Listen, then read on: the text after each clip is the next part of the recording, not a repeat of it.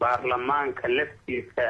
doorashada qabtay ee guddoonka aad hadda sheegtay uu ka yimid baarlamaanka la isku haysta waayo oo dhan walba eedu uga socoto in la eetira waa la rabaa oo tilmaamaha lagu tilmaamayo iyo talooyinka laga geysanayo la tixgeliyo waa la rabaa waxa kaleeto la rabaa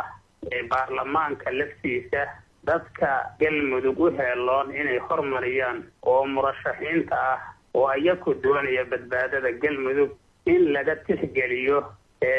dhisidda galmudug oo ay noqoto meel ay u sinan yihiin dadkii saamilayda siyaasadeed ka ahaa galmudug.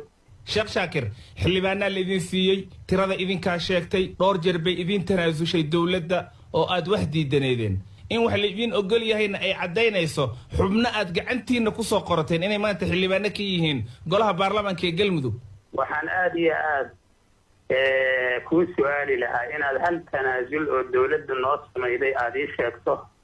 annaka inta aan u tanaasulnay bulshada daraaddeed oo dowladdu waxay waday aan u hogaansano aan nidhi balwada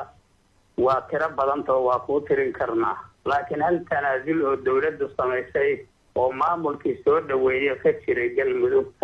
hal shay uga tanaasulsha dowladdu ma jiraan. annaka waxaan ugu daran xildhibaanada lafteeda ayaa waxaa lagu soo xulo dowladdu ku soo xushay qof ahlu sunna wal jamaaca xiriir la leh naga ilaaliya dadka aan xiriirka nala lahaynina waa shabaab waa la ogyahay dowladda federaalka soomaaliya ka yeeli mayno mana laga aqbalahayo bulshada galmudug ka aqbali mayso cid xiriir lale shabaab ama shabaabba lagu tuhmahayo inay deegaankan madax ka noqoto marna laga yeeli maayo. waxyaabahaasi waxay ka mid yihiin waxyaabaha aan ku daba joogna ayay ka mid yihiin war dhowr meelood yaan wax lagu karine isku meel wax dahirsan oo dadku ka wada qayb galan ha lagu kariyo ayaan leenahay. dowladdiina annakii ahlu sunnahay ayay inta nagala carabta ayay waxay ula sii cararaysaa waxay rabtaa galmudug inay ka dhigto xaafad kamida magaalada muqdisho oo madax xagga ay ka keentay ay madax uga dhigto xildhibaano xagga ay ka keentay ay xildhibaano uga dhigto saraakiil xagga ay ka keentay saraakiil uga dhigto. dalkaanina waa dhaqnaa saraakiil buu lahaa madax buu lahaa maamul buu lahaa wuxuu lahaa hadaf buu lahaa dadkii waa yaaban yihiin in yani sheekh shaakir adaa wareejiyey laakiin soo maahan ciidankii adaa wareejiyey oo saraakiishii dowladda ku wareejiyey waxaan aad sheegayso adinkaa gacanta ku hayay idinkaana dowladda u ogolaaday soo maahan. xaas iyo annaku inaan iskhilaafna dowladdaa ka shaqayday welina hadda waa ka shaqaynaysaa dowladdaa ka shaqaysay ayadaana waxay uga shaqaynaysana waxa weeye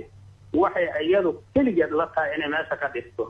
ayadii ayayna hidideeladeedii weli ku jirtaa oo waa arkaysaa dadkii xasan iska dhaaf xaas iyo annaka iyo waxaasoo dhan ka soo gudub saamilaydii siyaasadeed oo dibad iyo dalkaba isaga timid ee u timid galmudug inay wax ka badbaadiyaan maanta meesha ay ka marahayaan waad arkaysaa hal musharax oo keligiisaha dowladdu wadataa asagaasay yacni bushgaraynaysaa musharaxiintoo dhan inay wadato xildhibaanada u ogolaato kulli hal qof inay lacag hor wado oy tiraahdo kan maahane xildhibaan qof kale ma dooro kartid kan maahane maxaad ku caddayn kartaa sheekh shaakir mas-uul baa tahay ahlu sunnaad sarkaal ka tahay weliba nin culimo ah madaxii xukuumaddaa tahay maxaad ku caddayn kartaa dowladda soomaaliya hal musharax inay wado inay lacag ku hor wadana maxaad ku caddayn kartaa noo sheeg. taa waxa weeye bulshada soomaaliyeed oo dhama caddaynaysa marka arrin iska cad weeye annakuna aan ognoon caddayn karno galmudug waxaad ogtihiin aniga iyo madaxweyne xaaf markaan ka ahayn aniguna madaxa xukuumadda aan ka ahaa madaxweyne oo ka ahaa min cirif ilaa cirif amnigeeda sidii loo soconayo waa la ogaa. sheekh shaakir laakiin ninkaas aad ku ammaanayso amniga iyo inuu galmudug wax ka qabtay axmed geelle xaaf adigaa khilaafay adigaa meel cidlo oga tagay oo ka raacay dowladda federaalkeed hadda eedaynayso soo maahan. dowladda federaalka soomaaliya aniga iyo madaxweynaha oo wada shaqaynayna waxaan aragnay inay meel kale wax ka dhisaydo oo galmudug meel kaleeta ay rabto inay dab ka shido markaasaan waxaan nidhiyeysa dab kala shidine aan u tanaasulno dowladdii soomaaliya maadaama ay tahay ummaddan aan u tanaasulno hal maamulna ha laga wada dhig